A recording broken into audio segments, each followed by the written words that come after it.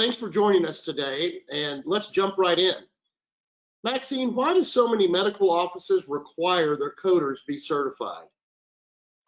David, it's just so important in today's environment to have current, up-to-date knowledge, because if you don't have that, you're going to be making mistakes. And with the current revenue source that we have, reimbursement from the private carriers, we just can't afford any mistakes in our billing. And therefore, it's so important that we do have certified medical coders. In addition to that, everyone knows with Medicare, Medicaid claims, and even the private insurance carrier, any coding errors can raise a red flag for audit. And they seem to love to audit and even to recoup funds. And the federal government in particular, the Office of Inspector General, have zero tolerance for fraud or abuse. And incorrect coding can, of course, lead to abuse and perhaps even fraud. And the financial penalties, should you suffer from that, could even include, of course, exclusion from the Medicare program. And then the penalties, of course, could get exorbitant. And so, in addition to that, the risks are not just financial. We also have the consequences of medical billing errors that could result in harm even to the patient. I kind of get cold chills when I'm teaching ICD-10 because I realize how important it is that we code correctly. And for instance, if they have a history of some particular disease, if we don't code that history, it could be missed when we refer that patient on to another physician practice and perhaps lead to improper patient care. That's how important our coding is and how important our certified medical coders, the role that they play in the medical clinic. Goodness, that's a little bit scary. It is scary. Max, I read a statistic that said that the smaller practice and smaller facilities settings, more things are likely to get overlooked, resulting in unpaid or underpaid claims and a less robust financial picture. You know, David, that's very true. We love our EHRs, our electronic health record systems, our electronic medical record systems, but it's just not foolproof. And when I'm teaching the class, I point out to individuals that sometimes when the physician plugs in a condition in the EHR system, a default code will come up, and that default code is usually an unspecified code. And that can lead to denials or even requests for additional medical records. To understand how to read the documentation in the medical record, to use the coding books, the references, and also be able to communicate with your providers if you have any questions concerning the billing and coding of the service rendering, And then, of course, we have to look at a healthy revenue cycle. That's the buzzword of today, the revenue cycle. And that is such an important factor, again, because costs are rising and reimbursement has been declining over the past several years. So if you're working in a small practice and you want to provide some points to your office manager or your physician as to why the certified medical coder course is so important, these are some of the things that you can point out to them. In addition to that, you know what? It's just great for your career. I have never been so excited as when I passed the certified medical coder exam. I love this course, and it takes you just through a journey of medical coding from the very basics of coding all the way through. And so it provides you the ability to get that advanced training and to secure a position that would really be of importance in your career step ladder. And so I really, really encourage everyone to become a certified medical coder. I love PMI and I love this certification. Well, those are all really good points, Max.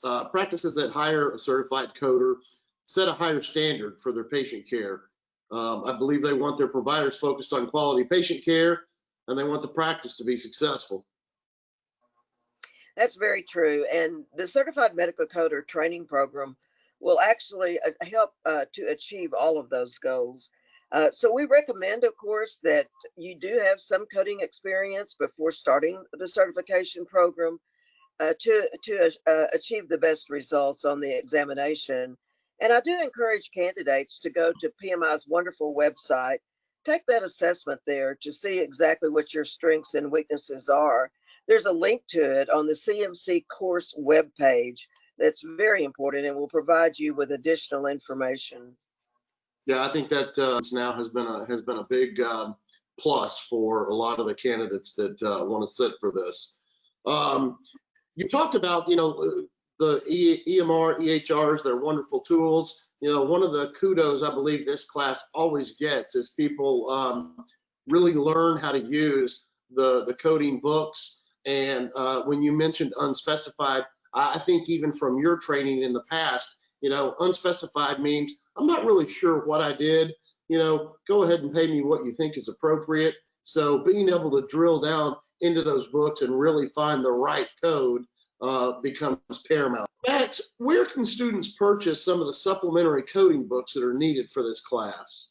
And we do recommend the American Medical Association CPT because, of course, they have the copyright on the CPT coding manual and therefore the official guidelines. We also recommend, of course, certain products as far as the ICD-10 CM the manual is concerned. AMA does have one of those, but we do have a couple of other publishers as well that have the same basic information, as long as it includes all of the guidelines and some helpful tools within that manual. That's great. We also require the HCPCS manual. That's that little small manual. I call him our little orphan manual. Sometimes we don't have the HCPCS manual, but those are our A to V codes that are created by the Centers of Medicare and Medicaid. And then you will also need your handy dandy medical dictionary. That will become very helpful throughout the course. Very good. Maxine, can you share some information about the course sections and talk a little bit about the exam? Yes, of course. In the class itself, we'll just take you through a journey through the certified medical coder role in the medical practice and in the outpatient setting as well. And we will start in a module format, beginning with the basics of all coding, and that is medical terminology. We'll take you through anatomy, physiology. That information is the basis and the format, the foundation for being successful in the remainder of the course and also in the examination. As you continue to build up your medical terminology vocabulary, you will see that it will help you tremendously in coding in sections that may be outside your current specialty. But actually, being able to code and learn outside your specialty gives you just important information to code in your specialty as well, because let's face it, we're all interconnected in this particular profession. And so all of that is extremely important. You do have, of course, the concerns for the examination, which most students usually have. We will cover all of those questions with you at the outset of the training course. We will let you know that the examination will allow you to use, for most parts of the examination, all but the medical terminology. For the remainder of the examination, you can use that CPT manual, the ICD-10 manual, and your HCPCS coding manual, as well as your medical dictionary. And that really does help to have the reference materials. You will not have your class manual on that. It is a 6-hour exam, and you must achieve a score of at least 70% in order to pass the examination. And we do have a lot of control mechanisms where PMI works with the students so that they will have be able to schedule the examination generally at a college format with a proctor that is instructing the course. You will receive your exam in a sealed envelope. You will return it back to Practice Management Institute in a sealed envelope, and then it will be graded, will be hand graded. So we have a lot of controls in the process. It is a very professional examination, and one that you can really be proud of when you can put that certificate on your wall. Max, as you were talking about the coursework itself, it also made me think of somebody that's thinking about doing this. And I just really wanted to point out, and you can elaborate if you'd like, but there's not only the instruction, you're also available, and some of our team members are available by email for questions. and Q&A if there's something that you don't understand. I mean, I want people to understand that we're here and we're here to set people up for success. There's also a practice exam as part of the coursework. So we do our dead level best to ensure everyone's success, not only in becoming a great coder, but also helping them to be prepared for the exam. I realize a lot of people hadn't taken an exam in a long time, and that kind of freaks them out.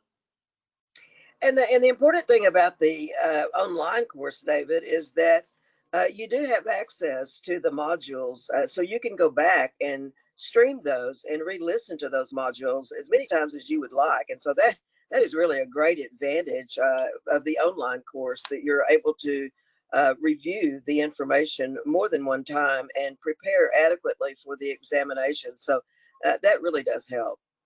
Any final thoughts? We do have, of course, the opportunity for you to ask questions via our website.